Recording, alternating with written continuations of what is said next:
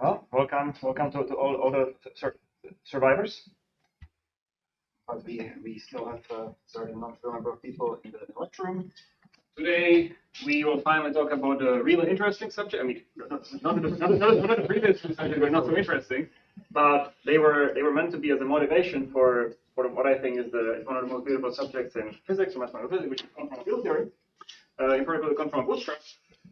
So, like I already hinted previously in the lectures, conformal bootstrap is some kind of semi-algebraic formulation of conformal field theories. But the big difference between conformal field theories and the objects that we were studying in the first two lectures is that we don't really have a general way of constructing them. So we can write out some axioms, and I'm going to provide some heuristic derivation of the axioms for conformal field theories today. But we cannot really produce any non-trivial examples in full generality. Essentially, the examples that are known are some kind of free theories or some special theories in 2 dimensions. But it is believed that there is like a whole zoo of really mysterious, beautiful conformal field theories which satisfy these axioms, which we haven't really been able to construct rigorously. So the most famous example maybe is the 3-dimensional Ising model, which certainly an example of a solution of those axioms that I'll describe today. We don't really know how to really construct it properly. But so, what is conformal field theory? Conformal field theory is a quantum field theory with conformal symmetry.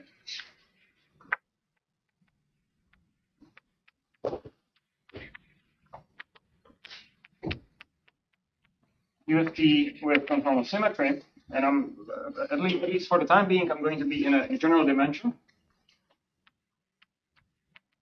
and I'm going to make some comments about what is special about 2 dimensions, and eventually I'm going to explain the axioms for conformal field theories on the example of 1-dimensional CFTs, which perhaps you're not so familiar with them, but they're very interesting and essentially contain most of the non-trivial features of higher dimensional conformal field theories. And there are also many interesting examples of 1D CFT. Here is conformal symmetry. So what is conformal symmetry?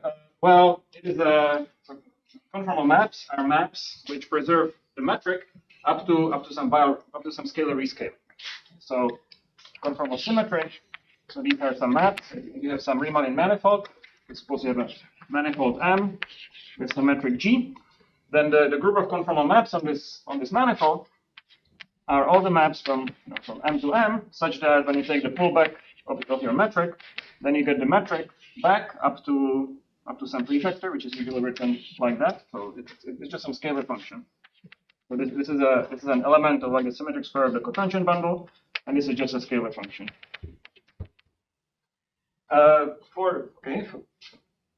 On most manifolds, like if you just pick some random manifold, random G, then this group is trivial because you cannot really find any non-trivial conformal automorphisms.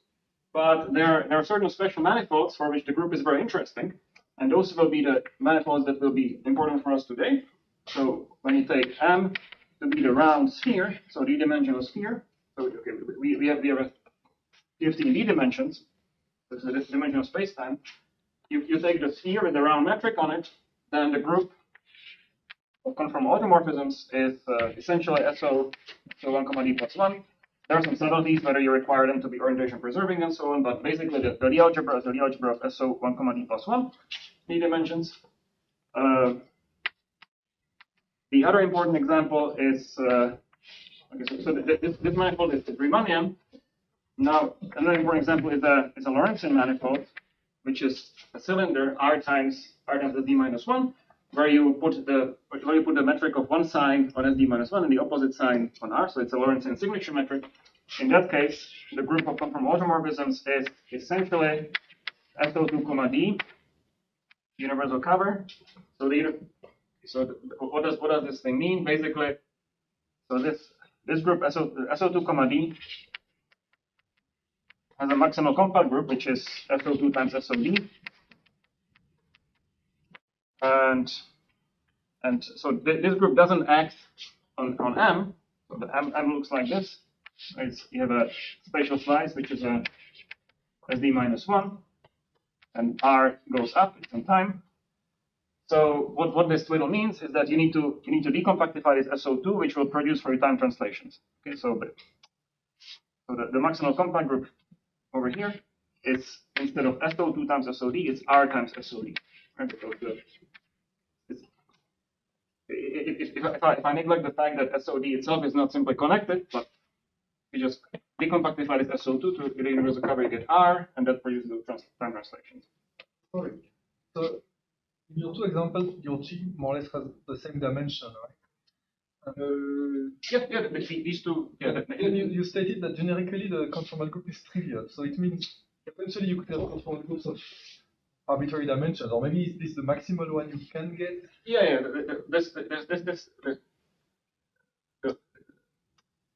The dimensional total Lie algebra is something like d plus 2 times d plus 1 over 2, and this is the greatest dimension that you can get for conformal automorphisms of any geometry in d dimensions. Would you have a heuristic argument why generically it's trivial, or do you have an example of a smaller conformal group?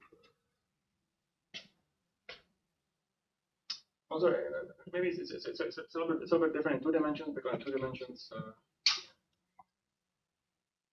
Well, I think if you just pick a metric at random, there's just no way that you can find an notable automorphism which maps the metric to itself up to the value scale. That would be ridiculous. I don't really have I don't have a proof, but it seems natural, right? If you just pick some three-dimensional manifold, which is well, I guess you can argue probably by looking at some conformal invariance. So there's the cotton. The cotton tensor is it's something that you can build out of the metric, which is invariant under value rescalings. So as long as you build a three-dimensional manifold such that the value of the cotton tensor is an injective function, so there are no 2 points where it would be the same, then you cannot find a non-trivial automorphism that would preserve it.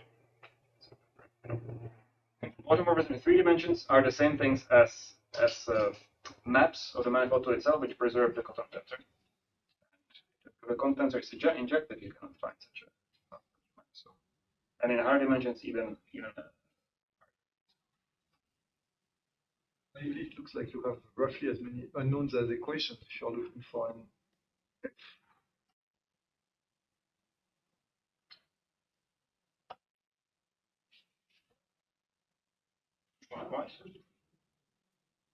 Well, the equations that you have depend on G, right? So there's some inhomogeneous kind of forcing in these equations, which is G, and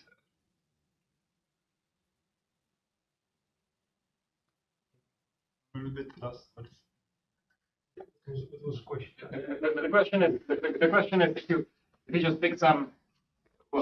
Why do we expect that if we pick some random Riemannian manifold, then the group of conformal automatic is trivial? It's a question which is kind of irrelevant to the rest of the talk, but we can discuss it. Trivial in the sense that there's a finite number of solutions in, where there's only finite number of solutions to this question. Well, generically, there's only one solution to this equation that is a trivial map. Yeah. Generically, right? That's kind of the expectation. Like in textbook, you start from this equation, degree of infinitesimal transformation, you get differential equation. Yeah, that's because that's in flat space. It's a very special choice of the metric. In general, it's a problem of finding conformal killing vectors. Right. Generic metrics don't have any. They don't even have killing vectors. So well, it's easier to find conformal killing vectors than killing vectors, because conformal maps are more general than isometries. Can I go on? yes. Okay.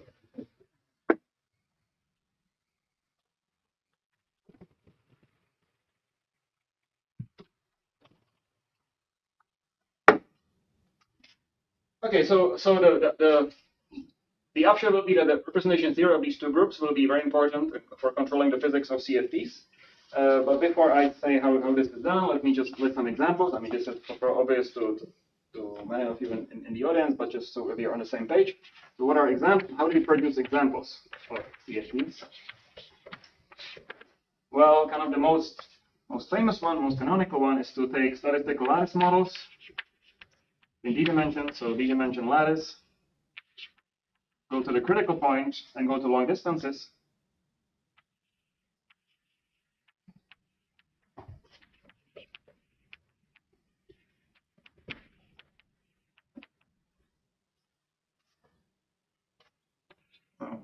Such as the classical 2D, 3D Ising model. Another way, which is similar in spirit, is it's quantum lattice models, right? So we show in one lower dimension, but we produce same kind of structures. Quantum lattice models, quantum phase transitions, where they can close it. For example, the 1D Ising spin chain is in transverse magnetic field. Will produce for you the 2D Ising model in the first class. And there are probably various other ways of doing it, but one particular one that I quite like is putting theories in ADS. So if you place a quantum filter in ADS, if the quantum filter is Poincare invariant, this theory in ADS is going to be invariant under ADS isometries, and isometries of ADS is precisely the conformal group of the boundary.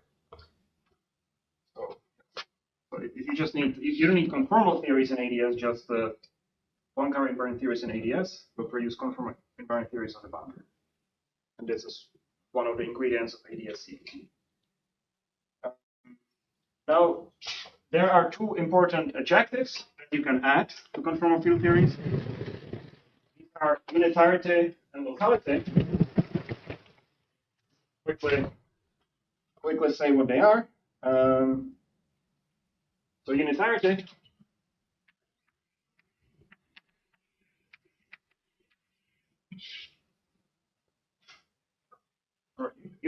means that there's a Hilbert space of states, that is really a Hilbert space, meaning there is a positive inner product on it, and that the symmetry group is realized by unitary transformations on this Hilbert space. Particularly, this is the Lorentzian symmetry group. For example, in this case, we would have a Hilbert space on SD-1, which is the unitary representation of this group. So not of this one, but of this one. It's the usual principle that is the symmetries of the Lorentzian signature theory, which are realized unitarily. Just to clarify, the unitarity is defined as the Lorentzian version of unitarity, even in the Euclidean.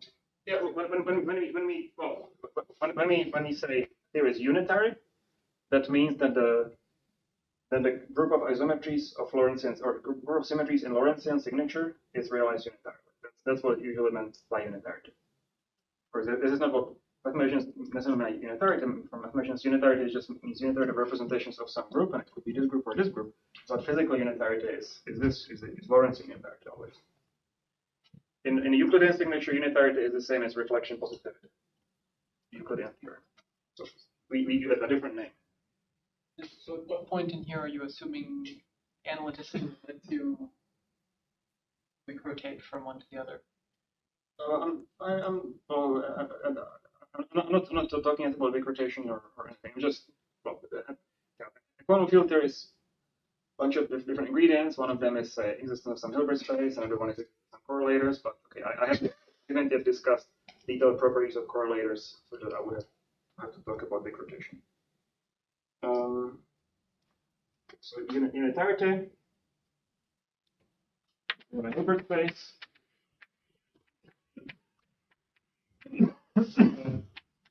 In particular, you have a positive inner product on it.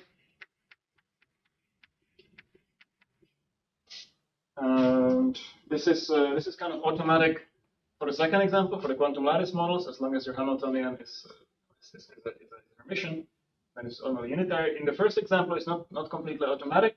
And there are many interesting examples which are not unitary, such as percolation, polymers, or loop models. And in the third example, it's automatic as long as your theory that you put in ADS is unitary. And okay, in the rest of this lecture series, I'm going to focus on unitary models. I'll explain more precisely how unitarity is realized. I'm going to be discussing unitary representations of this group. Okay, so in particular, what unitarity implies is that you can put your theory on SD-1. Then you get a Hilbert space as usual. One of the theories associate Hilbert spaces to codimension 1 to manifolds of dimension which is 1 less than the full dimension. You put place your theory, place your CFTD on SD-1. So this is supposed to produce a Hilbert space based on SD-1. And this is a, this in words, this is a unitary representation of this group. And not only that it's unitary, but it's also positive energy. So this is an additional assumption which is physically well justified. It's just a statement that the Hamiltonian, which generates the time translations in the geometry R SD-1, so that the Hamiltonian generates this R translations as a spectrum bounded from below. And that means that this Hilbert space can be decomposed as a direct sum. This can be decomposed as a direct sum. Typically, it's a discrete direct sum, or there are also interesting theories such as Liouville, where it's a continuous direct sum, but I'll be focusing on examples where it's a discrete direct sum. This is kind of generically the case. Again, when I say generically, I basically mean if it's true for the 3D Ising model, that's really generic. But yeah, there are special theories such as Liouville where it's not true. That is decomposed as a discrete direct sum of unitary positive energy irreducible representations of that group. These representations have been classified. By the way, unlike the general, I think in recent years people actually classified the general unitary representations of this group, but this wasn't true like 10 years ago. But the representations which are positive energy actually have been classified a long time ago. They are labeled by two pieces of data. One is the scaling dimension delta, and another one is the spin. So delta. Okay, what this means is that these are the charges under maximal compact group. So we decompose. We look at the maximal compact grouping here. So it's R. R is not really compact, but it's like the decompactification of the maximal compact group. So we can ask, how does this representation decompose when we restrict SO2, D to this group? And it decomposes as follows. So what are representations of this group? They are unit representations of this group. They are unit representations of R, which are just characters. So they take, if you have T in R, then you have a representation which is I delta T or delta real. So it's a representation which sends T to this. So they're all one-dimensional. And then SOD has representations which are labeled by Young tableaus. Okay, you don't really need to know all the details. The point is they're finite dimensional. So I'm going to label them rho. They're labeled by Young diagrams.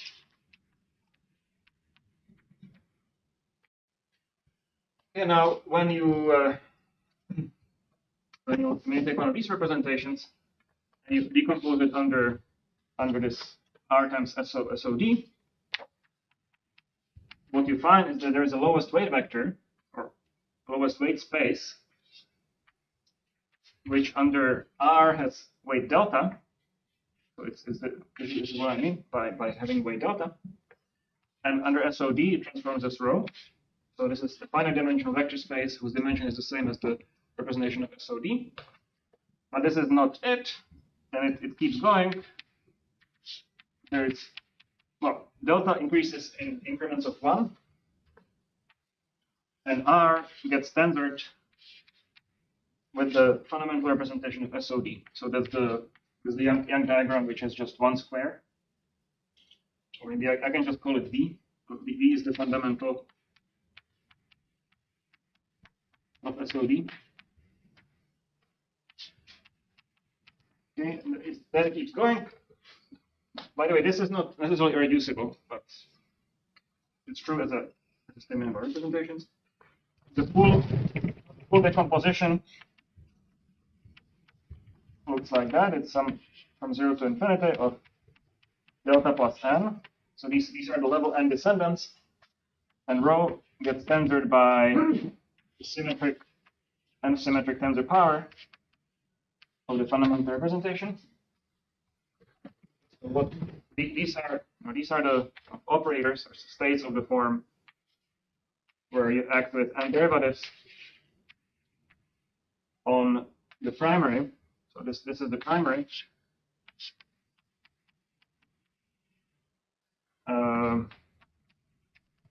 And the primary itself lives in some d-dimensional representation of SOD. That's this row. So if you're familiar with 2D CFTs, this is very similar, except instead of having all of the L generators with Ln, where n is an arbitrary integer, we essentially only have the momentum, but we have d momentum for these dimensional space. Sorry, so in A1AD, is it really the same D? Or is No, sorry. Yeah, this. Okay, I should call it maybe D row. Sorry, no. Oh, sorry. Let me write it like that, where A runs from 1 to dim row. So this is what I meant. This is what I meant to write. Is that better? Yeah. Thanks. Okay. So this was some discussion of unitarity.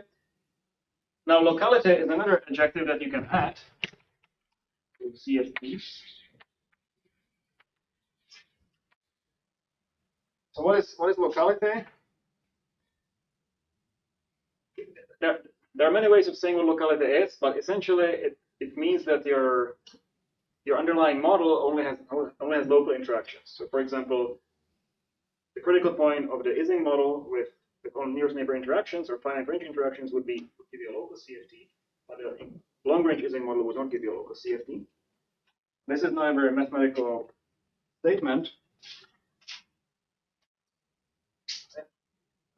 One way you can define it more rigorously is to say that the spectrum contains a stress energy tensor, a local stress energy tensor. The spectrum, so the spectrum of these deltas and rho's, there is a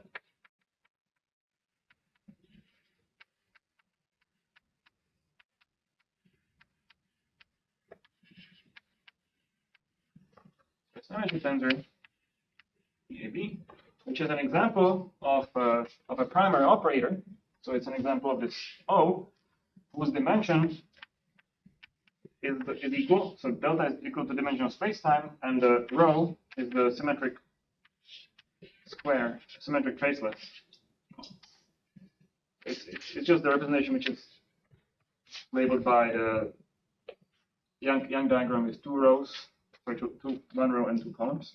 It's symmetric traceless of rank 2.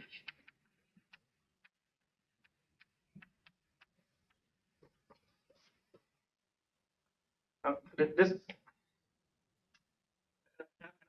another way to think about locality is essentially that you can consistently couple your theory to gravity, some local way. So that then the stress energy tensor comes from variation of the partition function with respect to the metric locally.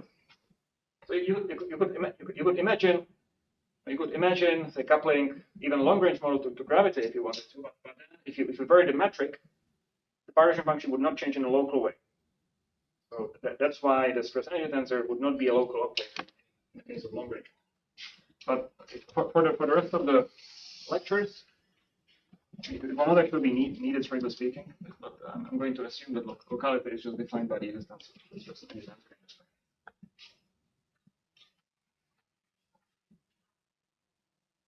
Okay, so I already mentioned some examples without locality. One of them is long range models. How do we relax locality?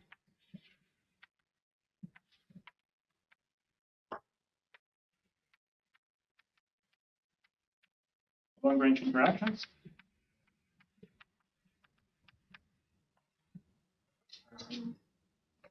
Other examples of non-local CFDs are defects, or in general, defect. Special case of that would be boundary conditions.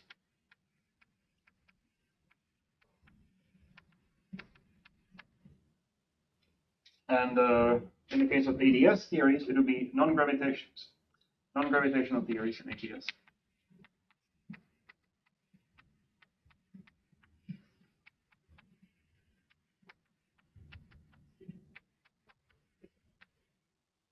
And so in the context of ADS CFD, locality is equivalent to presence of gravity in the bulk. The graviton in ADS is precisely dual to the local stress energy tensor on the boundary. In 2 dimensions, locality is equivalent to having a conserved stress energy tensor, which is the same thing as having Virasoro.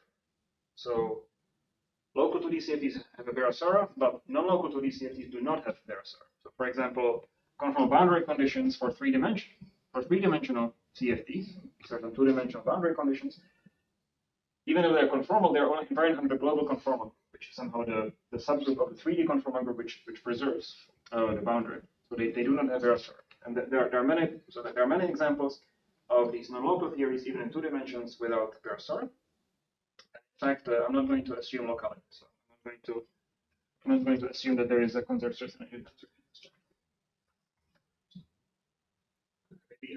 This is kind of the end of the big picture. If you want to ask questions about that before I go into some more details.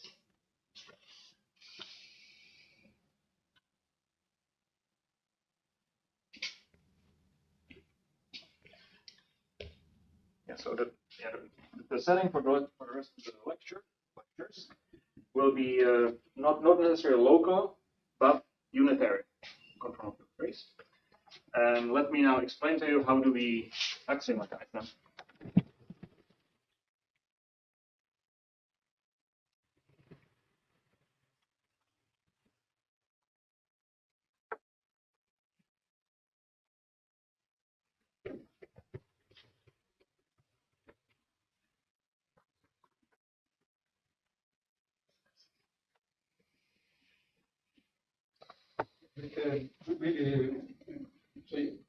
So the conformal transformation is a transformation which preserves the metric. The way you define conformal transformations. Up to scale factor. Therefore, we're thinking about theory which is non-local, doesn't have stress energy tensor, but it defines a certain manifold. Then if I do some calculation, I ask myself the question how, for example, some correlation function will change and the syntesimal change of my principle. I know how to do it, but you say it's it doesn't have stress energy tensor. This variation cannot be written like insertion of stress energy tensor inside the correlation function. Yes. This is what that. Well, okay, so if you take on non-local CFD, you put it on say the around here. You ask how do the correlation functions change under the conformal transformation, then this is dictated by the conformal weights of the local operators. So even though there is no local stress energy tensor, there is still a notion of local operators, and they conformal anomaly or conformal weights. And if you perform some conformal automorphism of your say B, then the correlation function is going to be the same up to, for each local operator, there's going to be some factor which describes how it changes under that. But you can reabsorb it into the local operator. So you think difference between local and non-local, you could write variation as insertion of the stress energy tensor. Yes.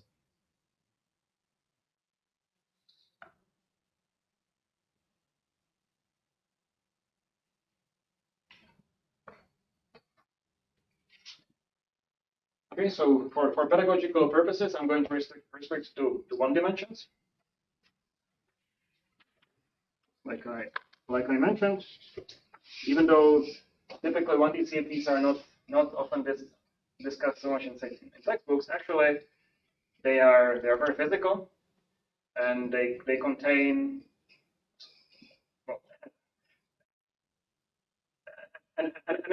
anything which is true about 1D CFD is also true about hard CFD. So all of the features of 1D CFD, which are kind of inherent to the Boostrap philosophy, are already there in 1D. there are extra bells and whistles in higher dimensions like spin, which allows you to maybe solve some theory in the sector of large spin. But everything that's present in 1D is also present in higher D. I think it's a very good model good class of models to discuss in the course. Can I ask a question? Yeah. Hello. Hi. So maybe this was covered in the last 5 minutes, but I'm not totally sure. What aspects of stress tensor dynamics are present in 1D and which ones are not? Well, no aspects of stress dynamics are present in 1D because there is no stress tensor in 1D. So that seems like just one of the asterisks that separates one from higher D, and we should keep that in mind. Is that right? Yeah, that's right.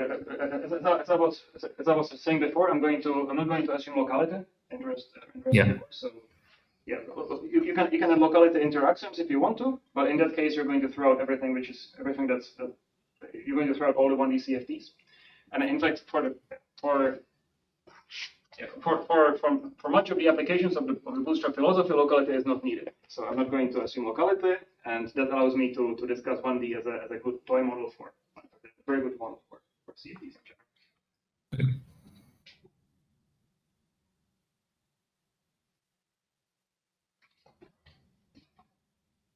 All right. Okay, so the goal of the next section of the lecture is to give a heuristic derivation of the CFT axioms in 1D. And where these axioms come from? Well, most of our intuition about quantum field theory comes from the behavior of path integrals. So even though we cannot necessarily construct every quantum field theory as a path integral, all of the axiomatic properties that we expect to be true of quantum field theories are properties of path integrals. So let's see how this plays out. So what does it mean to have a path integral? It basically means to have some kind of a measure on some space of functions or distributions.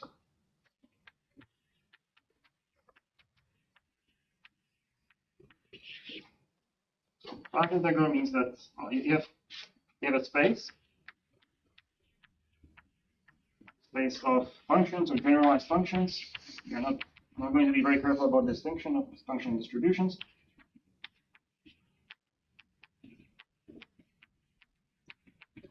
Let's say in the simpler case, which this is certainly not needed for a derivation, but in the simplest case, these functions are, we can call them phi, and if we are in 1D, then these phi's are some maps from R to some target space. So for simplicity, this can be R, but it's not very important for the following discussion. So phi is an element of the space, and let me just denote Y to be the space of functions. Now to define a path integral, we need some kind of measure on it.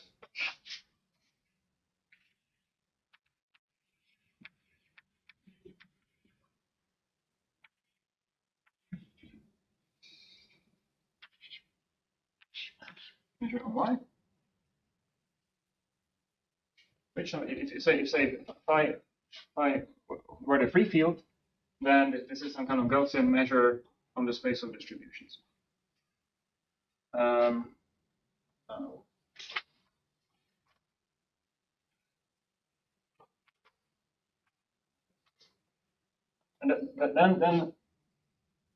then you have observables, which are just maps from Y to say real numbers, real but also general. There are things which to every field configuration assign some number, which is like evaluating that observable on the field configuration. You can think, for example, an example of observable is to take your random function or distribution integrating against this function for x from parameterized spacetime, and then we can talk about correlation functions.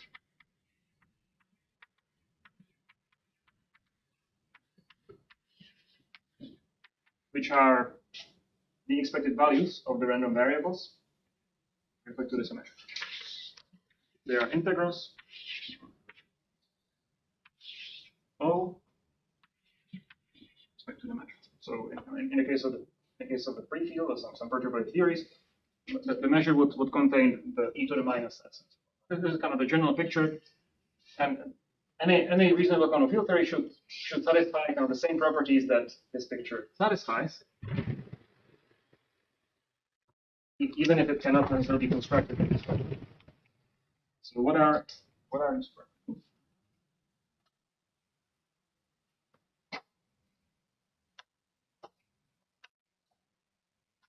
The important aspect of this picture is that it makes sense to talk about local observables. It makes sense to ask what are the observables associated not just to the whole R, but to some subset of R. So these would be the observables where the F is supported only in some subset of R.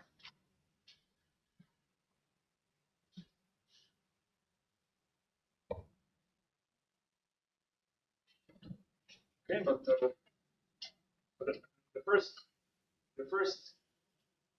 object that emerges from this picture is the Hilbert space. So how do we get the Hilbert space?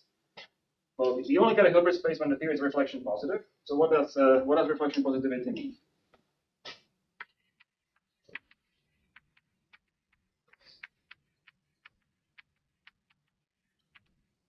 What's the definition of reflection positivity?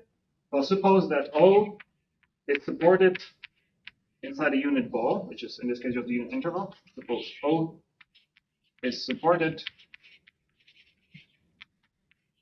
in the interval, the open interval, -1 to 1. And then maybe I should. Then we can apply the inversion to it. I think I'm saying things slightly out of order. So maybe before discussing reflection positivity, let me say a little bit more about conformal maps. So what does it mean that this path integral is conformal invariant? Well, it means that it's invariant. The measure is invariant under.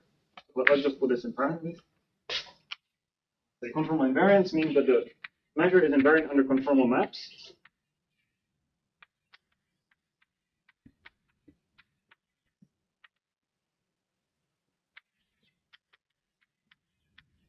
Which in the 1D case are the Möbius transformations.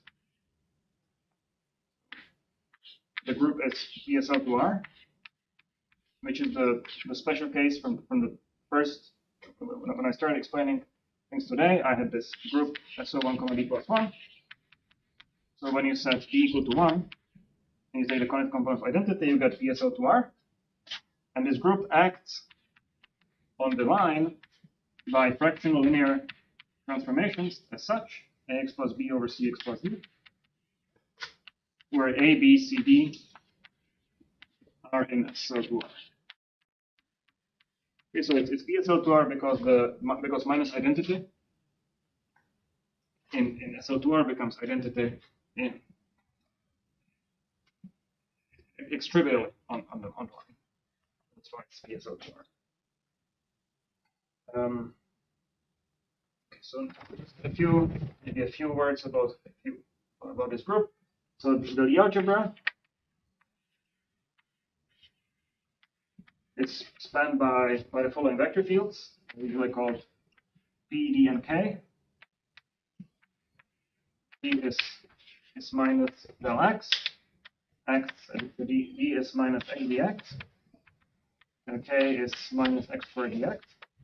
So these are vector fields in the sense that this is how they act on functions on line, the element of your group. And here, then it acts on functions as G inverse. Because of the G inverse, because of the inverse, there is a.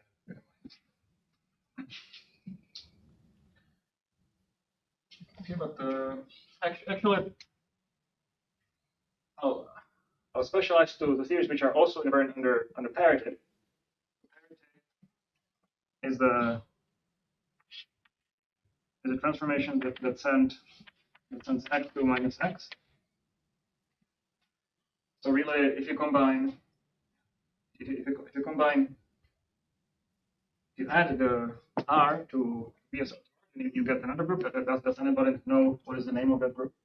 If you sort of add the inversion or the reflection to BSO to R,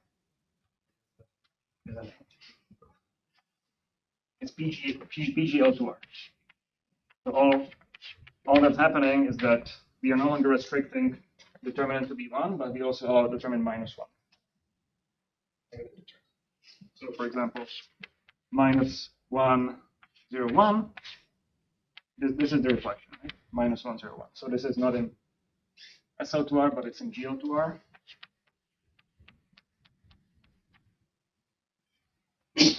So really, there is GO2R, but there's PGO2R action on the line. And therefore, the inversion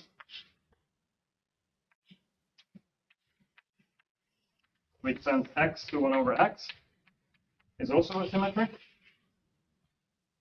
You can get x to 1 over x by conjugating reflection with some rotation in the BSO2R.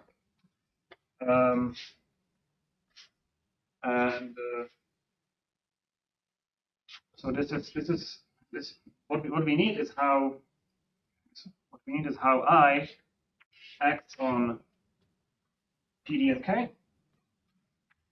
So I squared is 1.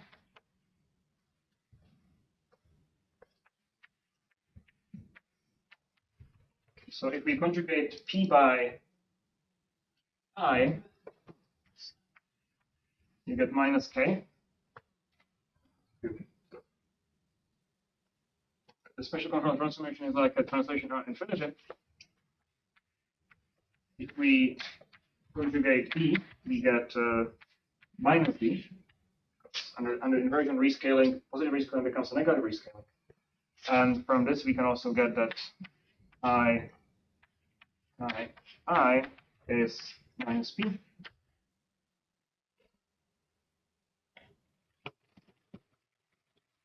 Okay, and all of these symmetries, all of these generators are symmetry of the measure by assumption. This allows us to construct a Hilbert space, which is the unit representation of the certain real section of a sort of C. How do we get a Hilbert space? So to get a Hilbert space, you need to give a vector space, and you need to give a norm on the vector space, and you need to show that it's positive, or you need to assume it's positive. So here the Hilbert space, or the underlying space, is the space of observables O, which are supported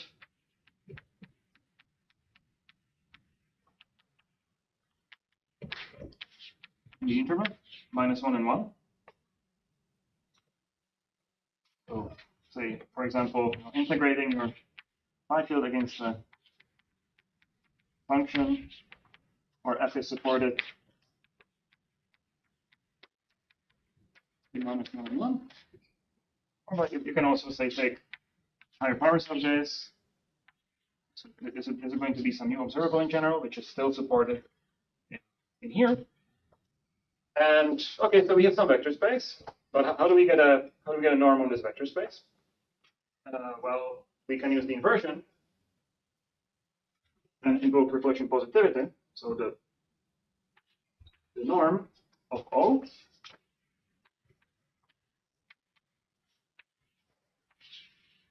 I take O in this to supporting -1 and 1, and then you apply inversion to it. Converse conjugate. And the statement of reflection positivity is that whenever O is supported here, then this is non-negative. So that's an assumption. So this is positivity.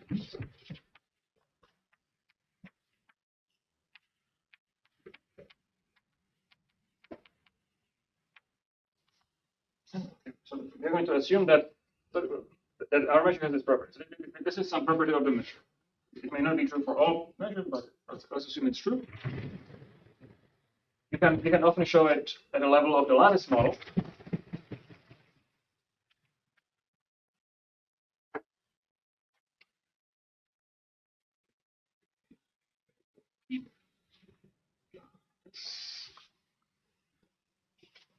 Right? Now,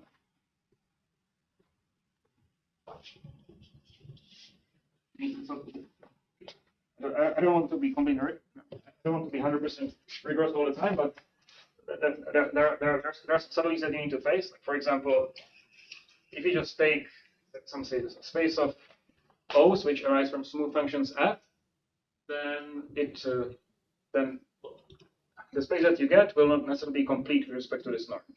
This defines some norm. So what you need to do to get your full Hilbert space is that you need to complete your Hilbert space, and in this way you're going to find local operators. For example,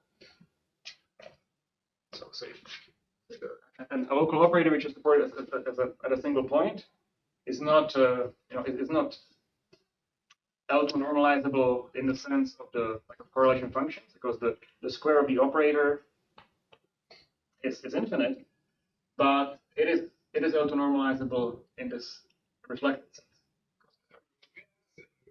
Oh, like what argument are you changing from x to?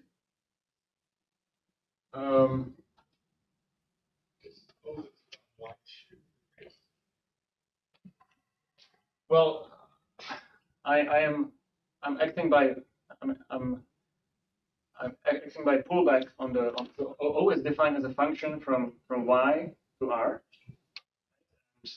and I act on the line, so it also acts on my space of observables. So if I take O to be the integral of Ix with fx, integrating over d. Then it's good. Well, you can either think of it as acting on phi or acting on f. Okay. So acting on what? So these are elements of y, and the conformal group is going to permute these phi's by conformal times of x, and maybe with some prefactor which reflects the scaling dimension of phi. Then you can integrate by parts and make it act on f.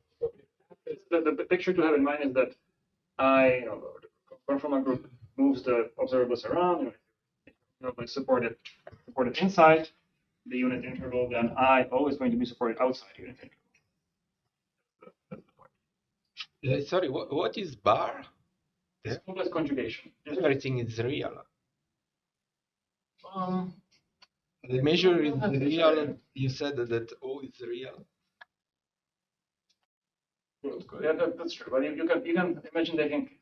Okay. Let's consider the complex vector space of complex linear combinations of three variables. I mean, the point is that there is a natural complex conjugation on everything, because you can just complex conjugate the result, so there is a natural real structure on this complex vector space. So you can make sense of what is a real observable, but ultimately there is some underlying complex vector space. Okay. Yeah, so the space, the Hilbert space was supposed to be defined for a CFT d dimension from objects on SD-1, on a D-1 sphere, right? And now you have, for d equals 1, you have objects which are still on 1D. So Yeah, that's because the first part is not really true. So if I was explaining this in d dimensions, then I would start with, say, a path integral in d dimensions, so in RD, and my space of observables.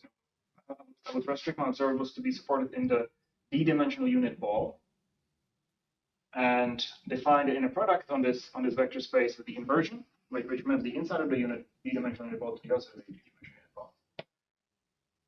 And this procedure defines what we call a Hilbert space on SD-1, which is the boundary of the d-dimensional unit ball. But the point is that in local theories, there are many null states. That this whole the space of these observables supported inside the unit ball, you can effectively localize to the boundary of the unit ball. But in non-local theories, you cannot do that. But that doesn't matter for the bootstrap. The kind of the beauty of the bootstrap is that you do not need to have locality. You can define a Hilbert space in this way. It's some observables inside the unit ball. And this just defines the Hilbert space, which is a unit representation of SO2, D universal cup. In the case of local theories, we would call this Hilbert space the Hilbert space of the theory on SD-1.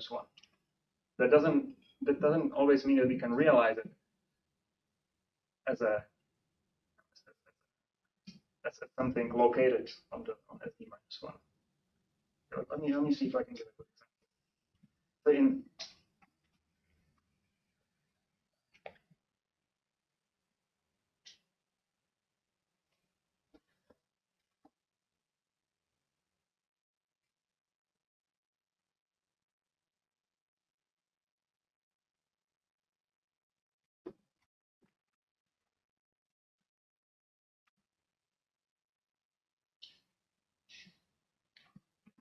So geometry black ice burns much better. But in theories that have only local interactions,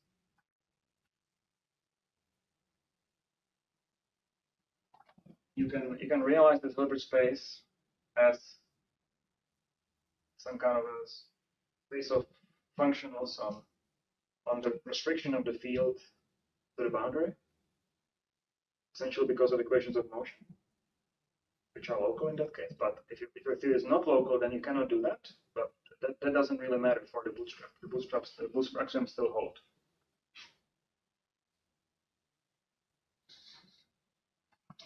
Maybe I can try to explain after the lecture a bit. Yeah. So for how long have I been speaking so far?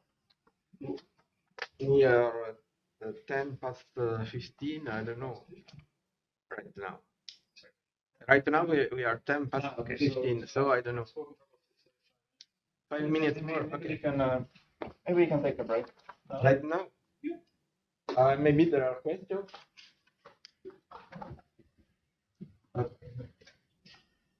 Yes, so where are we?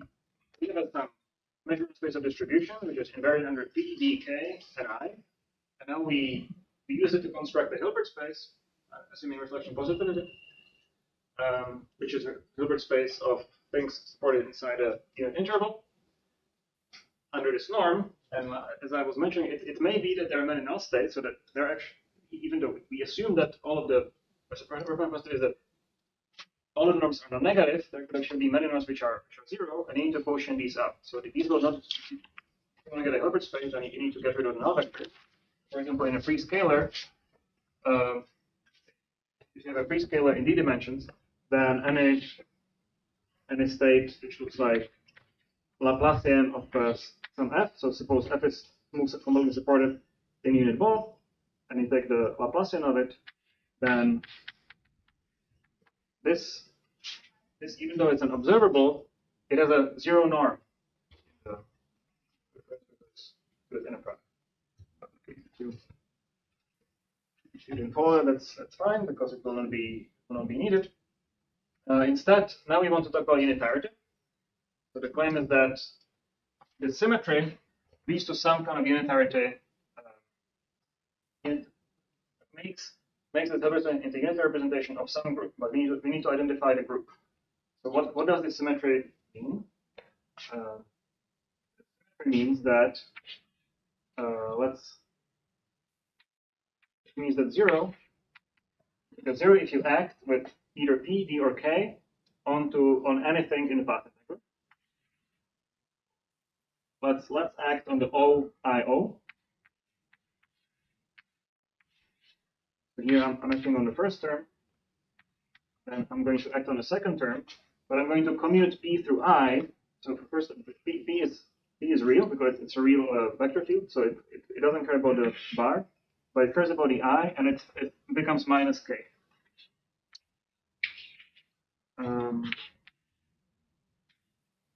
So if I commute P through I get K, you get this absolute volume. So this follows from the invariant of the measure under P. Similarly for D and K.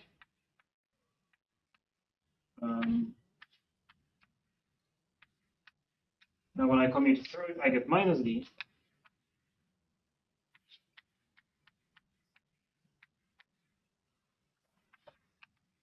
And when I do it for K, I get minus B.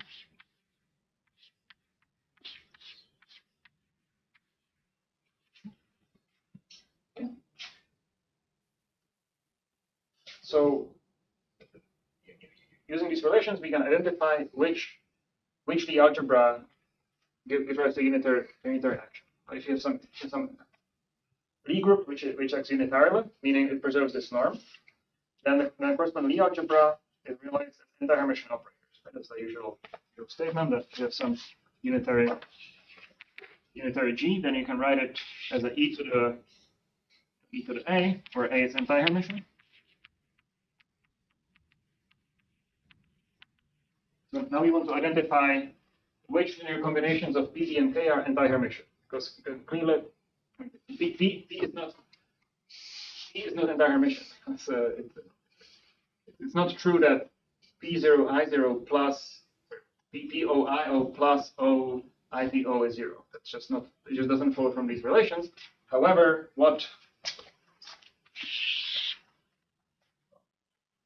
there are linear combinations which preserve this norm. And they are the following: that the anti-Hermitian generators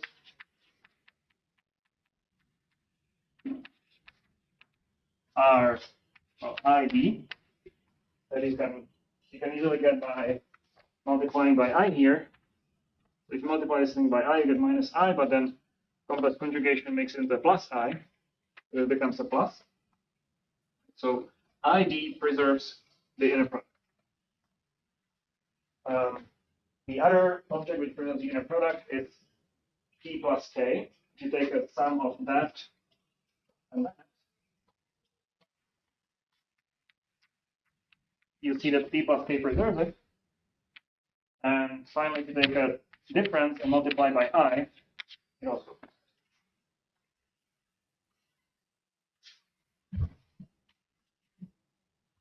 So this means that these generators give rise to anti-Hermitian operators acting on the Hilbert space that we defined. Let's put that. So the operators without a head are the geometric operators acting on your line, and the operators with a head are those realized on the Hilbert space. So what follows from this is that B hat is Hermitian, and D dagger is K, D dagger is P. You can check that these relations are equivalent to the statement that these three operators.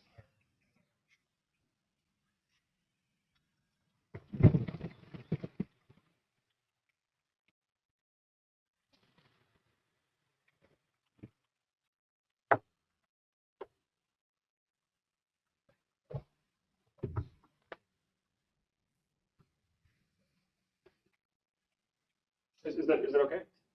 Okay.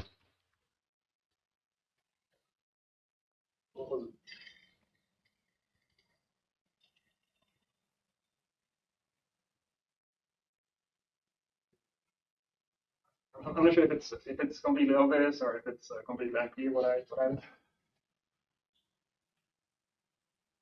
So what am I doing? Just to say it in words. I have P, D, and K, which are original sum vector fields on the line, and they also act on observables. But that doesn't mean that P, D, and K themselves actually preserve the norm. Right? Well, P, D, and K preserve correlation functions, but they do not preserve the norm.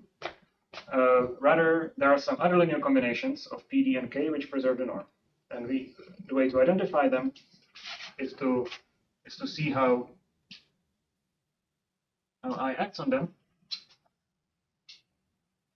And we used invariance of correlation functions under P, D, and K. And because the norm is defined as some kind of a twisted correlation function where you twist by I. The way that I acts on P is important, which allowed us to identify the generators which preserve the norm. And the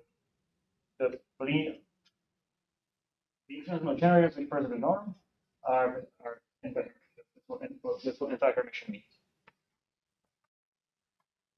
But sorry, can you explain the identification of the hatted operators? I mean, d hat. How do you define d hat? Oh, sorry.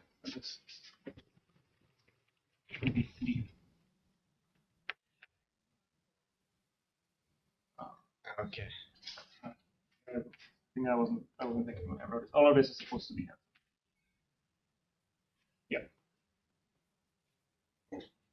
The non-hatted or the differential operators on coordinate. Yeah, the non-hatted one, you either think of them as vector fields on the line or as operators acting on your space of observables. In the sense of functions from your measure space to numbers. Then we define a vector space. So then we define the Hilbert space, the observables supported in the unit ball. And now we want to uplift the original generators into quantum operators acting on a Hilbert space. And those are the headed ones. Use the invariance of the measure to derive hermeticity properties.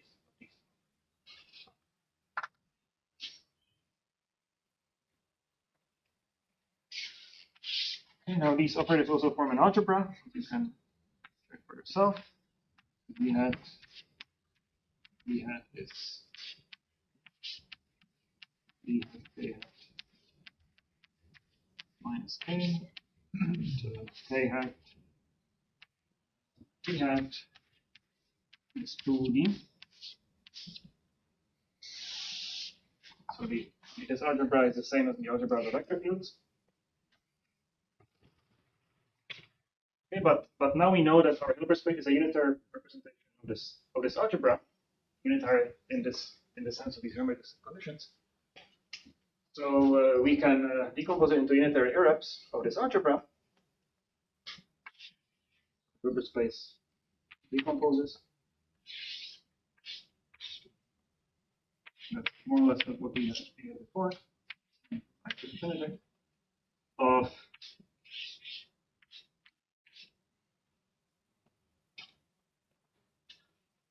delta.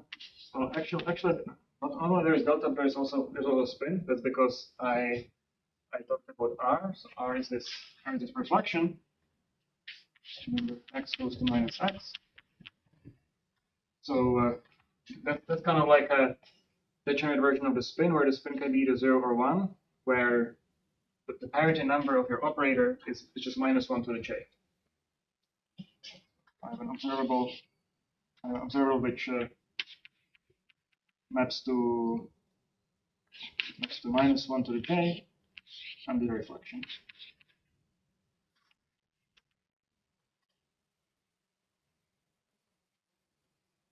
Okay, so what's going on? We are assuming that the spectrum of D is bounded from below. D is Hermitian. It's a real spectrum, and now the unitary representations are classified. This R delta J is just spanned by some observable located at the origin, and all of its derivatives.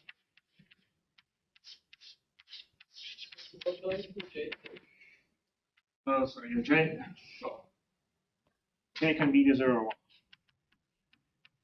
Because the only avatar of J is minus 1 to the J. So it's really minus 1 to the J, which is the function.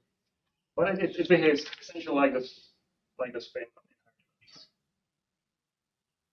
So these are the representation of PGL2R.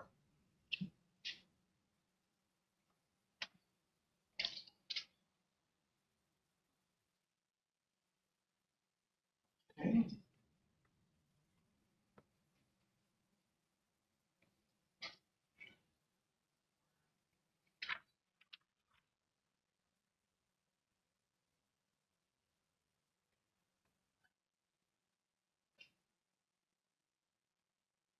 is so the physical interpretation of the of O, which is the one that's annihilated by K, is that it's a local operator at the origin. This is the first derivative, second derivative, and so on. So it's convenient to package all of these states into some kind of a generating function called O of x, which is just the action of the translation, so e to the xp, on the primary, e to the minus xp.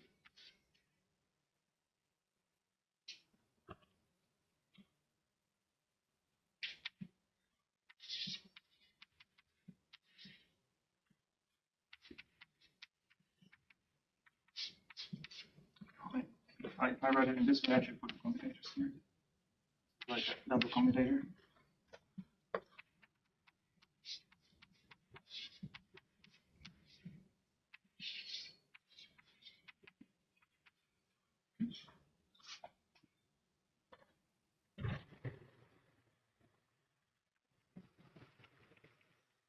The interpretation of this coherent state of in a series of representation is that it's just the shift of your local operator to x.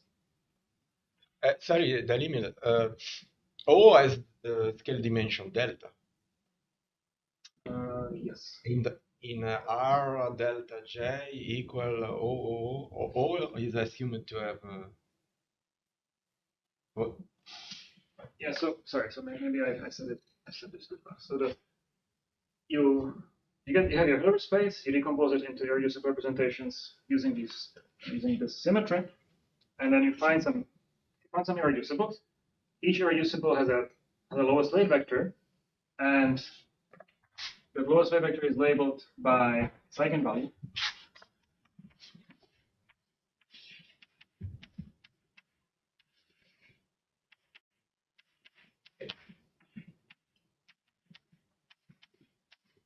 And it's prime. It's called by k hat. Okay.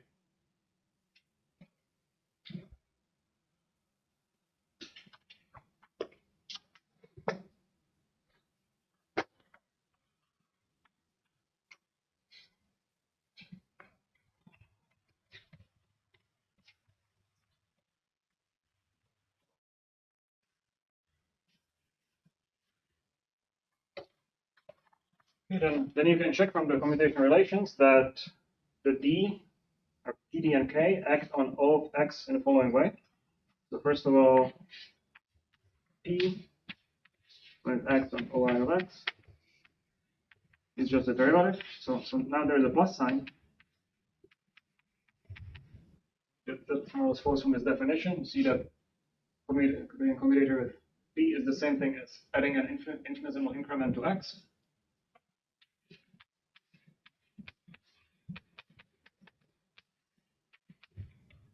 Then from the commutation relations of P and D, together with this definition, you can check that D x is as follows. There's an extra contribution from the dimension. So the delta comes from the term where D is commuted through the middle term, and then the derivative comes from here to here. And finally, k hat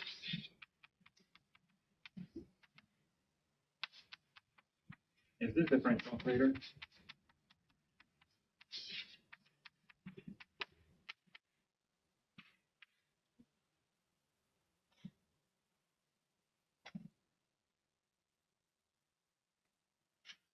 Okay.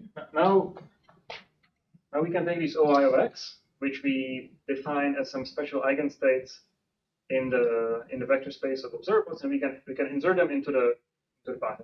So we can compute correlation functions. So we are interested in objects OI1, OI1, OI,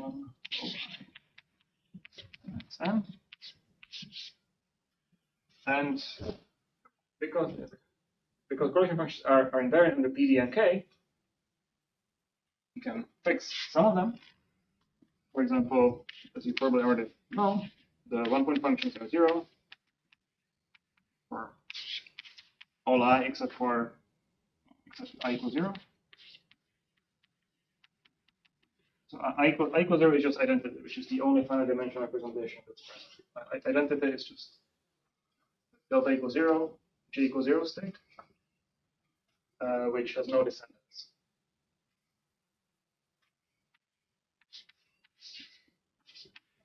And 2-point functions, they look like this.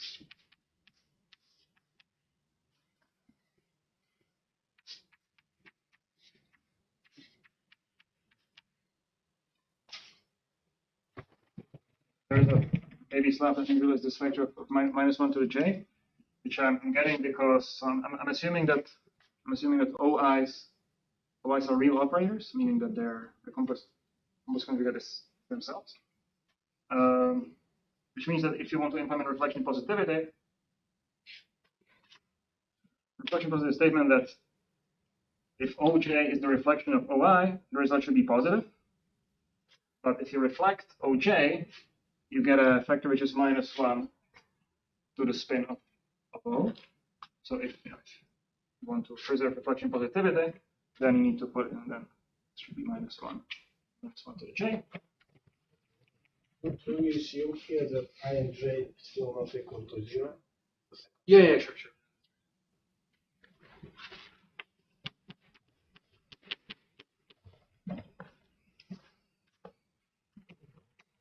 Okay. Oh, before talking about 3-point functions, let me discuss the OPE.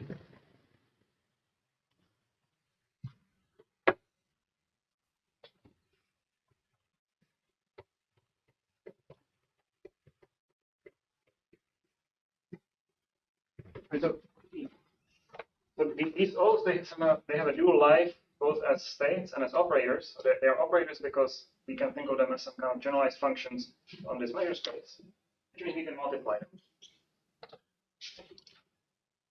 But once you multiply them,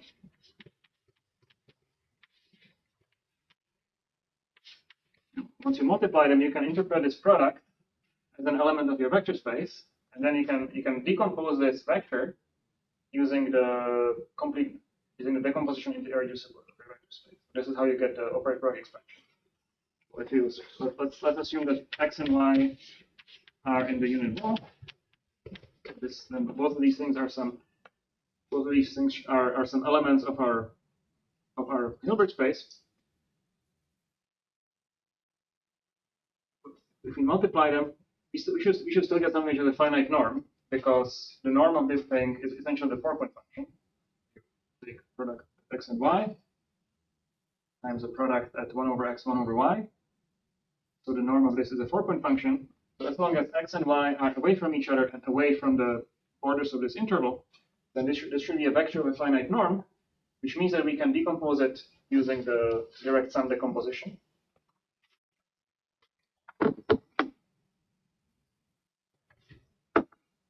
Let's recall that our Hilbert space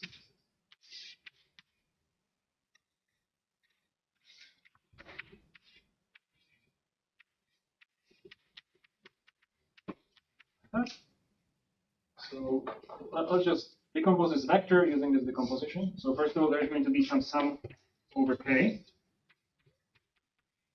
which is a sum over the different irreducible representations. But then there should be some sum over the different vectors in that representation. And we can label them by the number of derivatives.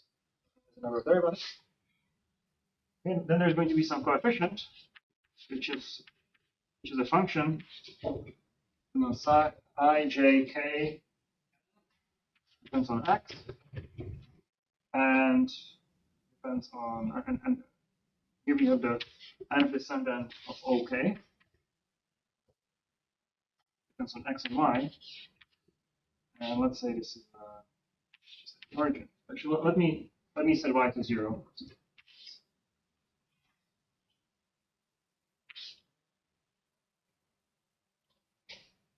Now you can use the action by P, D, and K to completely fix these numbers.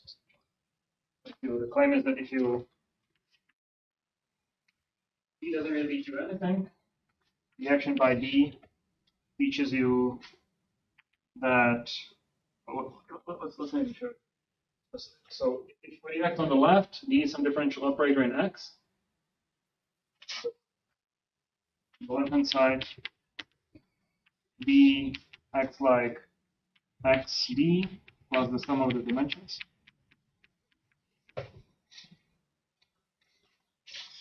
And so that's what you use on the left-hand side. What you use on the right-hand side is that the Pn OK is delta plus n, delta k plus n.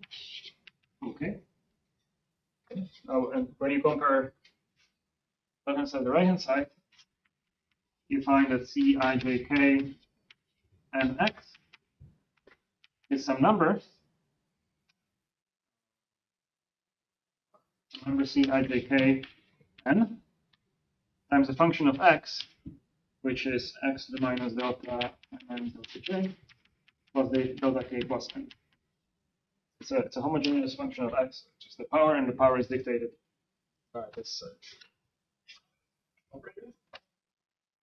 Okay, so that's D. Now when you have K,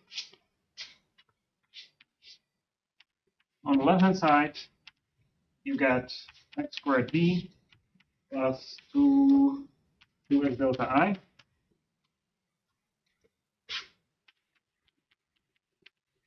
And on the right-hand side,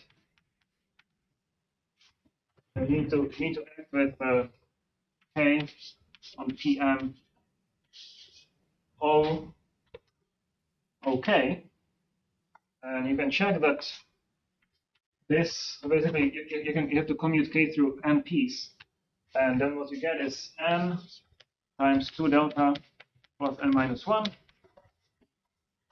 K delta K minus 1, and it reduces the number of p's by 1.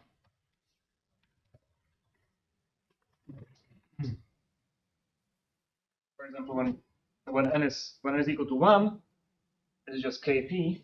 So the commutator of K and P is 2d. You just get 2 delta. So if 1 equal to 1, it works. And you can check that this quadratic polynomial n is the right answer for general n. And then, I don't remember it by heart, but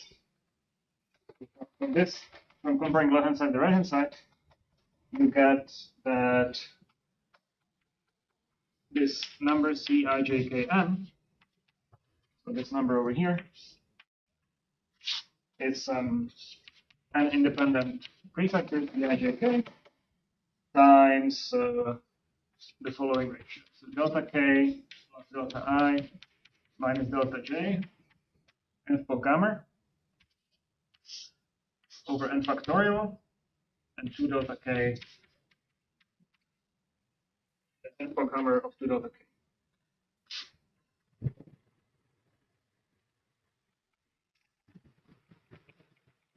Those are the rising clock hammers? Those are the rising clock hammers? Yes. Hammer is gamma x plus m over gamma x. Yep. I have probably a very stupid question, but I got a bit lost when O's started depending on X, because originally the O's were mapped from Y to R, which didn't depend on any position, and then they became local things. Yeah. So now they are x-dependent elements of the Hilbert space. For each x, there's y of x is an element of a Hilbert space that we. So they are kind of correspond to some kind of equivalence class of observables. For fixed S, it's an equivalence class of observables. We have to model by the null states.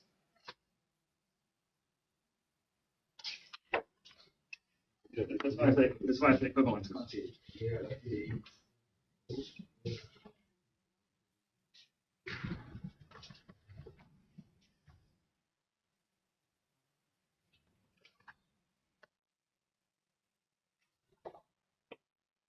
Okay, so one interesting exercise you can do is to take this OPE and plug it in three-point function to recover control invariant formula for the three-point functions. OI at x, OJ at y, OK at z. you can replace this by the OPE, replace these coefficients, and get the Cijk over x12. Sorry, there's x. Let me write it like that: x1, x2, x3.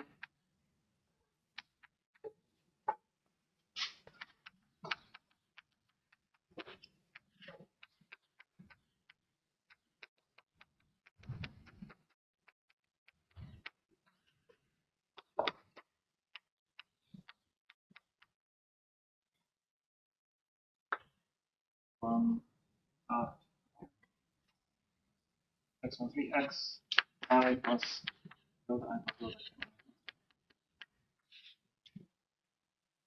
I actually at some point I still being careful about the spins. So if you start being careful about the spins, the j's, then what you find is that there is actually an extra sign here, which depends on the cyclic ordering of the 3 points. And here is the sum of the 3 spins, ji. So also accordingly, the formula for the OPE should be modified, and what I wrote down is only true for positive x. There's even some extra -1 to the jk. OP is correct, assuming all of the spins are even.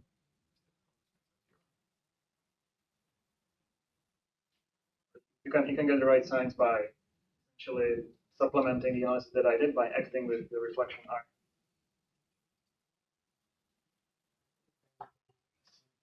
Again, x12 and x13, they have two values plus sign.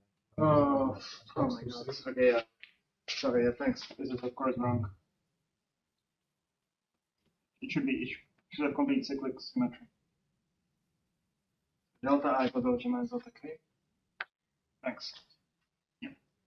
Now it's correct. Thank you. Yeah, alternatively, you can use the formula for the 3-point function as the only thing which is invariant under using PD and K in an invariant way in the 3-point function. But it's essentially equivalent to the derivation of this formula is equivalent to these coefficients. They're both derived by using PD and K. Okay, now finally the 4-point function. So far, our theory is defined by the data delta, the set of deltas, set of j's, and set of Cijk. And there is a constraint on them, which is the come from Boostrap. And that comes from the 4-point function. I'm just going to write formulas.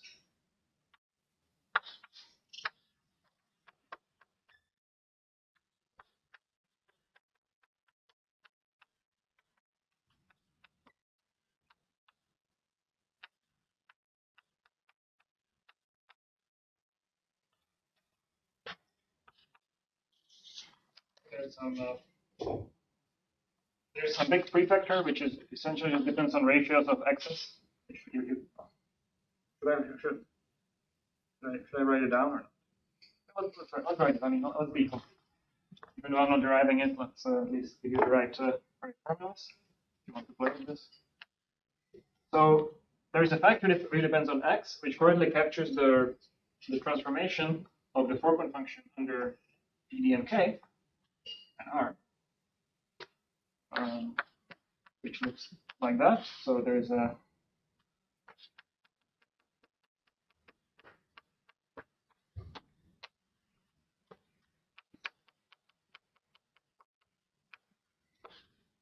and then there's 2 ratios.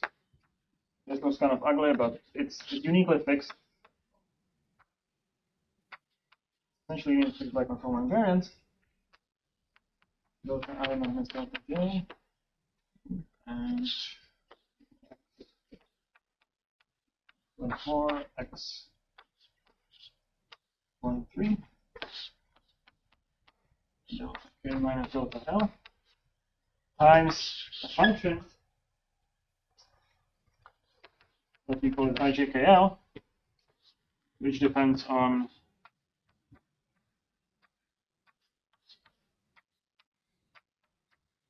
four insertions as follows. This is the cross ratio. Oh, and by the way, in case I didn't say it before, which I probably didn't, I'm defining xij to be the difference between xi. So the conformal invariance just fixes your four-point function to be this up to the function of a single variable, which is the cross ratio. And this formula applies for any x as long as the spins of all these four operators are even. And again, you can add some extra minus signs to make it work for any spin. If you're interested, I can give you the formula after the lecture. But I don't think it's important to write it down now. And so the algebraic constraint, which is the conformal bootstrap, comes from using the OPE to compute GIJK in terms of the CFT data with deltas, j's, and CIJKs. So let's write it down. Let's first define a special function called the conformal block.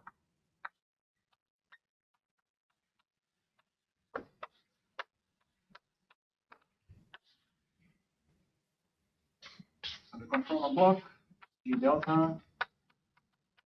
So this is the block for an exchange of operator of dimension delta and external dimensions delta ij, delta k, delta l. It's essentially a hypergeometric function. Z to the delta with 1 delta minus delta I by delta j, delta plus delta k minus delta l, 2 delta and z.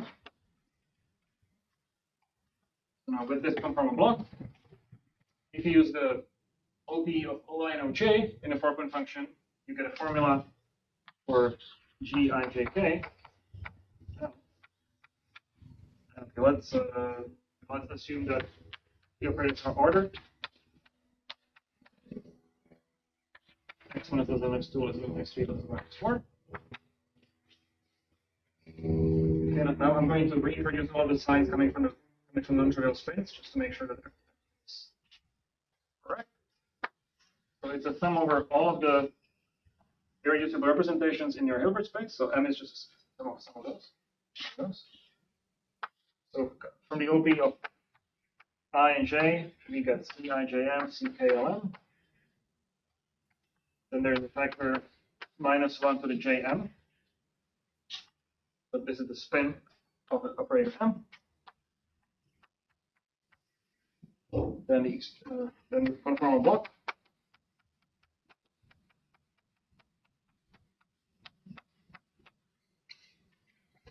And on the other hand, we can decompose it using the OP of the two operators in the middle, OJ and OK. And then we get this formula. Delta K plus delta K plus delta L. And you're welcome to check all of this yourself. I mean, it's really just, let me finish writing it down and I'm going to make some comments. C, I, J, K, M, -1 to the JM, and the conformal block, where now there's some permutation of the labels, delta I, delta L, delta K, delta M, and 1 minus C.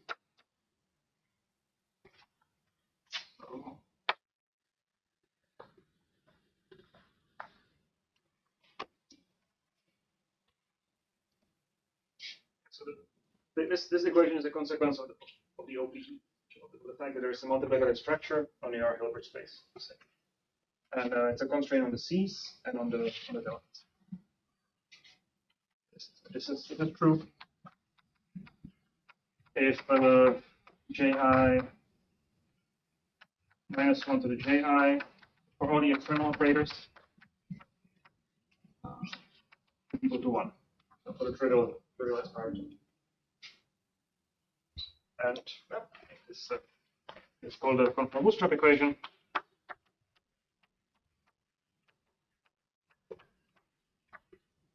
Or crossing equation.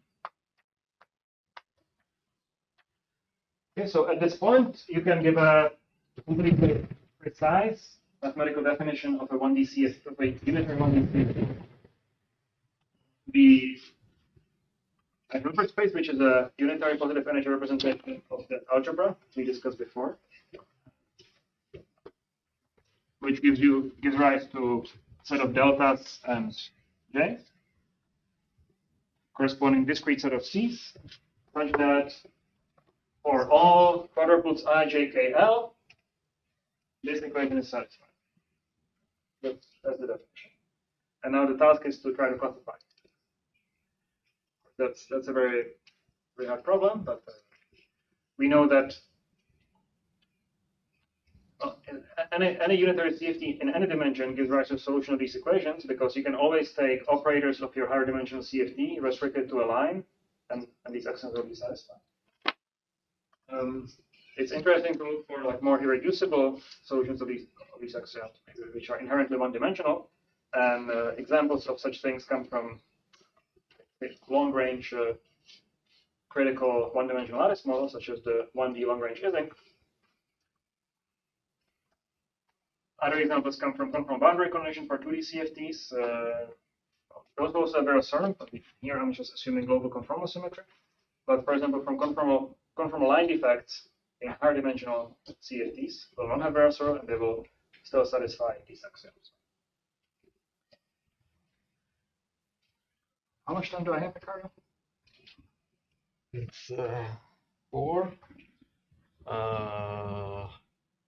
Let's say between 15 minutes and say 20 minutes. How much do you need? Well, whatever I'm not going to cover today, I can talk about it Friday. So, I want to say a few more things for sure. So let's say 15 minutes. You can do 20, 25. That's okay. 2 hours. Less than 2 hours. Yeah.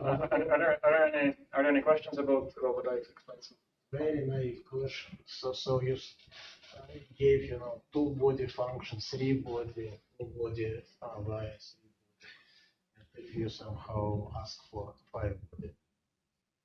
So it is still computable using the OP. You have to apply the OP twice. So you have a. actually you do not use it in Star. You can use it in a bootstrap. It can be so. It is not an independent constraint. It's not independent. That essentially. Consistent crossing symmetry of a single 5-point function is equivalent to the crossing symmetry of an infinite class of 4-point functions. Essentially, what the bootstrap equation tells you is that the OP is associative. It's a statement that OI, OJ, OK is equal to OI, OJ, OK in the sense of vectors, where you either put the brackets like that, or you put the brackets like that. And this is derived, as a equality between vectors is equivalent to the equality of correlation functions projected against any OM. Okay, so this is why that equation for any quadruple, if you implement it for all quadruples I, J, K, maybe I should say L here for consistency, I, J, K, L, is equivalent to the associativity of the OP. Now the consistency of the 5-point function or any n-point function for higher n is still a consequence of the associativity of the OP. But now, if you were to just impose consistency of the 5-point function, you would need to impose this for infinitely many else. So it can actually be sometimes a good idea to use a 5-point function to capture the information in a more efficient way.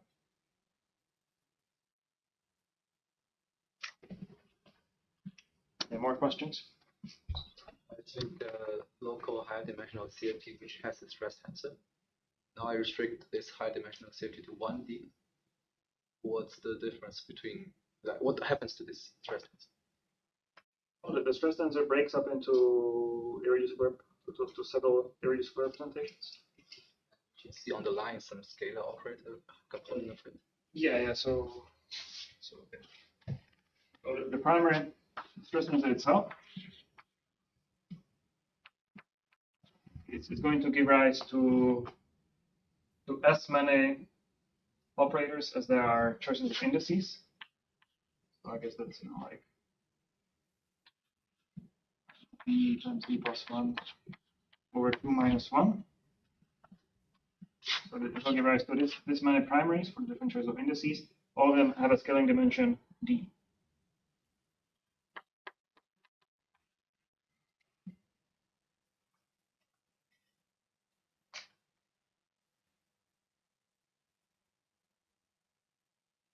I mean, it's probably not a good idea to only use the one-dimensional bootstrap to try to stress on higher dimensional CFD. You're not using the full conformal symmetry. But it's a proof of concept that this equation has many solutions. Question. In one dimension, the decomposition of the Hilbert space is a direct sum, which is infinite. Can you prove that there is a convergence in the, I mean, for the state, a state I can write as a series which converges, or it is, everything is always formal? It can be made precise if you have a concrete realization. I was at the level where I was discussing things, which is just suppose there's some measure on a space of distributions, then you cannot really prove anything because you cannot, because the construction of your Hilbert space depends on the measure. But once you actually realize your CFT as a measure, then you can really construct a Hilbert space. And then by construction, the spectral theorem holds. It's just a statement that any vector of a finite norm can be written in a basis, and this decomposition irreducible representation gives you a particularly nice basis. So then it's a theorem.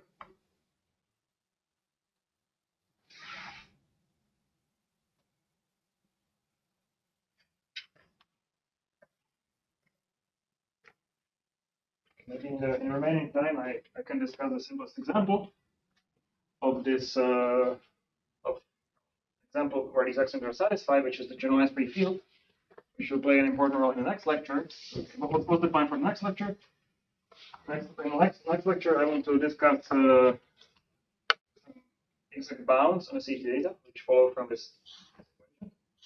Sometimes these bounds can be sharp, and eventually it turns out that some of these sharp bounds can be related to the solution of the sphere backing problem. That will be the plan either for the next lecture or the last lecture, depending on how fast it goes. Sphere backing. It turns out that a precise, particularly sharp bound on some scaling dimensions in 1D CFTs can be mapped into a sharp bound on a sphere backing density. And so those two things can be shown. It's the same proof of the rather different looking state. We'll lay the groundwork. Generalized free field.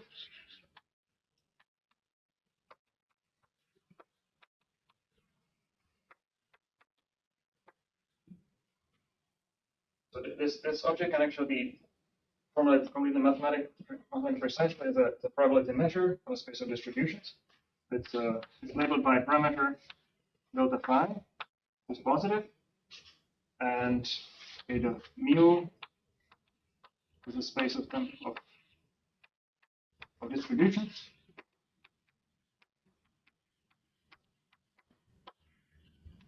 On R, such that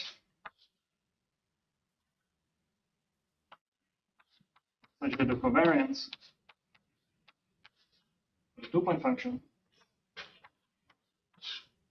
these separated points is 1 over x minus y to the 2 delta phi.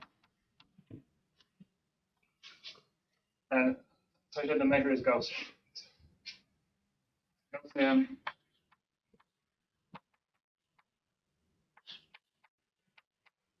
measure such that this is true, meaning Gaussian means that all higher point functions are computed using this theorem.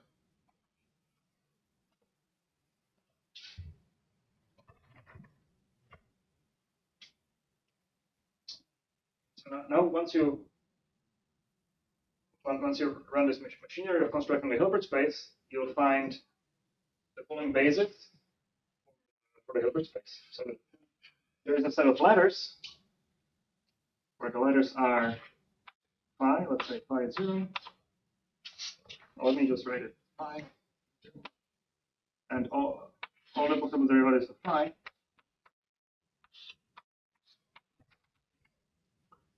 And then basis for A consists of all words that you can write using these letters. There's infinitely many letters.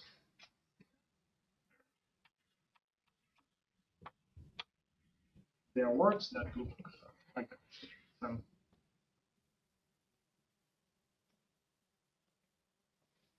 So it's phi to some power, so it can 0. Delta phi to some power n1, and it's a finite word. So delta to the power n. Okay. So you can't recover.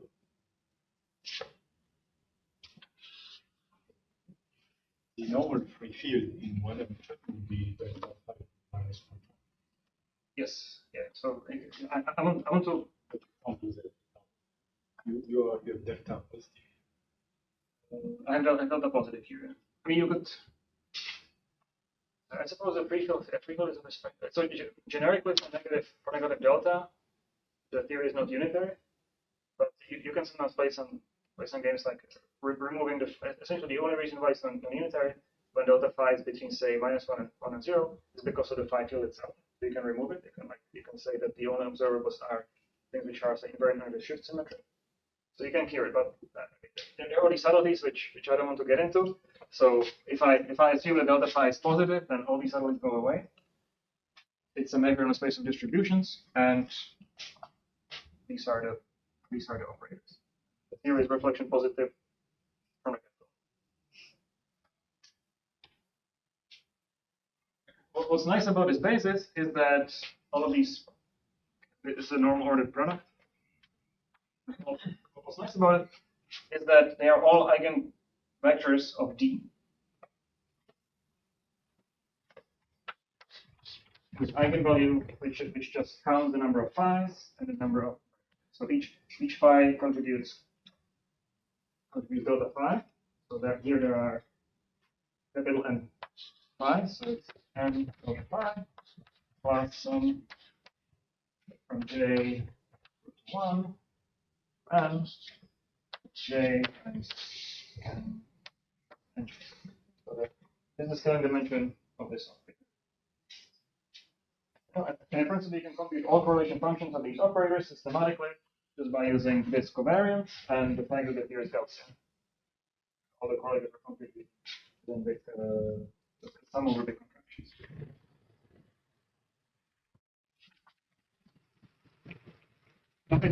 It's also interesting to ask how does this Hilbert space decompose into unitary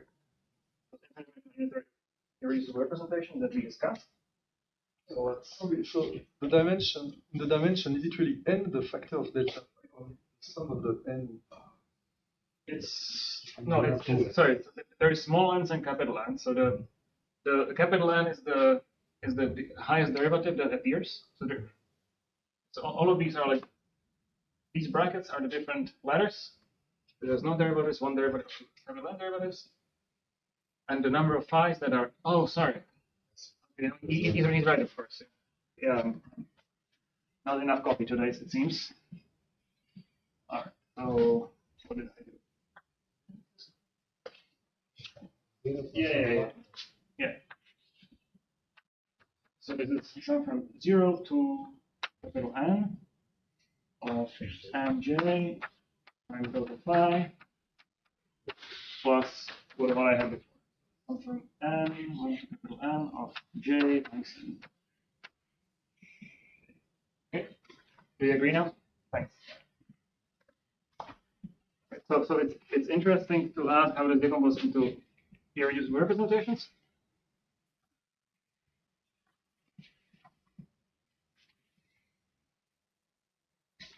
Now, this is in general a highly non-trivial mathematical problem, but it can be analyzed based on the number of phi's. For each number of phi's separately. So if we only have one, well, if we have 0 phi's, then there is only one word, which is when all of the little n's are 0. So that's identity, and that's a single state, which is the whole unitary irreducible representation. If there is one phi, well, then we have either the word phi, delta phi, delta square phi, and so on. So we just get a single irrep,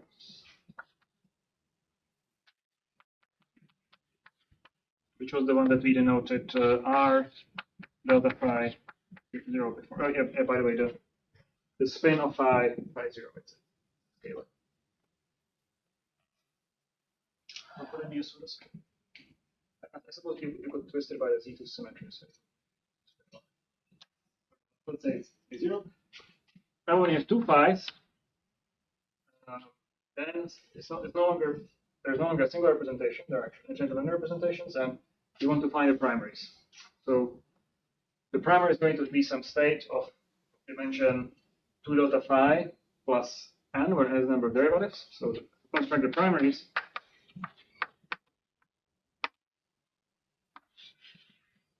you would you can focus on a fixed number of derivatives.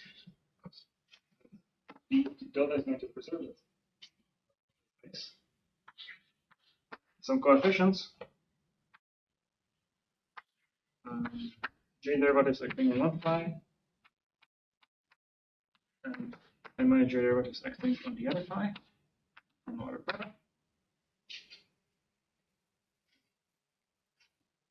Now you want to make sure this is a primary.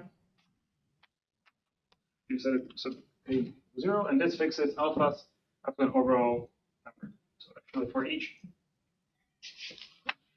so alpha j should be alpha n minus j, but by both symmetry, without also generality minus j. And this equation then fixes alphas to be ratio of programmers. And you can compute it yourself because you already know how k acts here and how it acts here. You just use the chain rule, the product rule. So you find that there is one primary of dimension which is 2 delta phi plus 2n. For each non-negative n, simplest example is when little n is equal to 0. The primary is just phi squared. When n is equal to 1, then there is no primary because the only word that you can write down is phi d phi, but this is d squared. So for one derivative there is no primary, but for two derivatives there is a primary, which is a critical linear combination of this state and this state, where the condition that k annihilates it fixes the coefficient. And finally, you can play the same game with fermions. And the reason I'm mentioning fermions is that the fermion is a theory that saturates some sharp bootstrap bounds. Next time.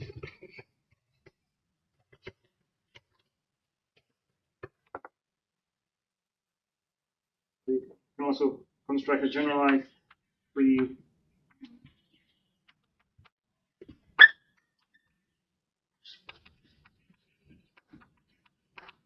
so now let's call it psi. This is some Grassmann variable whose covariance is the same as before. It's x minus y due to delta phi. But now, instead of we just need to add extra sign, it's a sign of x minus y. So psi is anti-commuting. Psi of x pi y is minus pi. And same story as before. Now the letters are the same as before.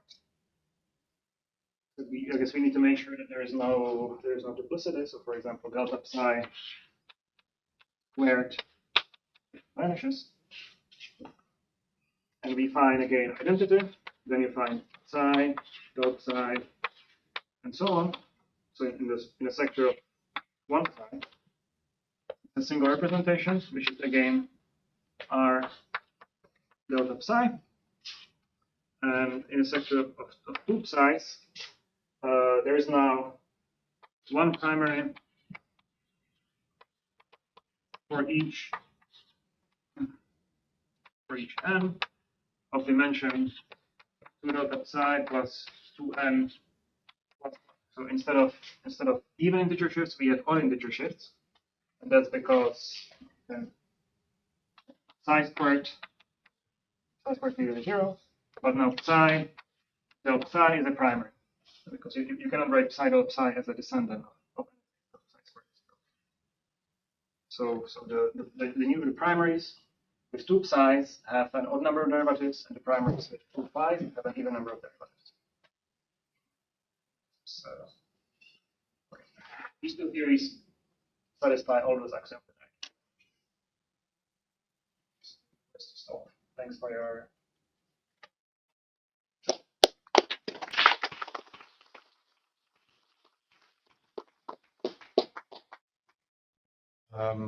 Questions?